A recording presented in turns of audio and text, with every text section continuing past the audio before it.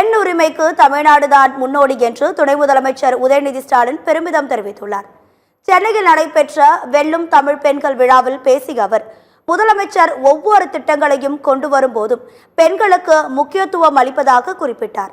பெண்களுக்கு உரிமையை பெற்று தந்தது மட்டுமல்ல, அதிகாரத்தையும் கொடுத்தது திமுக அரசு என்றும் உதயநிதி குறிப்பிட்டார்.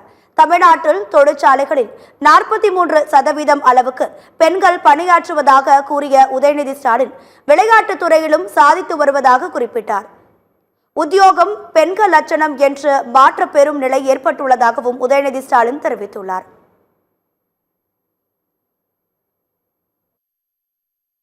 இந்தியாவுக்கே தமிழ்நாடு தான் ஒரு எக்ஸாம்பிள், முன்னோடி மாநிலமாக திகழ்ந்து கொண்டிருக்கிறது.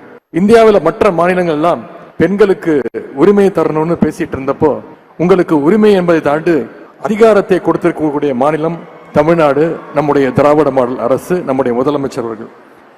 இந்தியா முழுவதும் ஃபேக்டரிஸ்ல வேலை பார்க்கிற பெண்கள்ல 43% பேர் தமிழ்நாட்டை சேர்ந்த பெண்கள் அப்படிங்கிற பெருமையோடு இன்னைக்கு நம்முடைய மாநிலம் செயல்பட்டு கொண்டிருக்கிறது.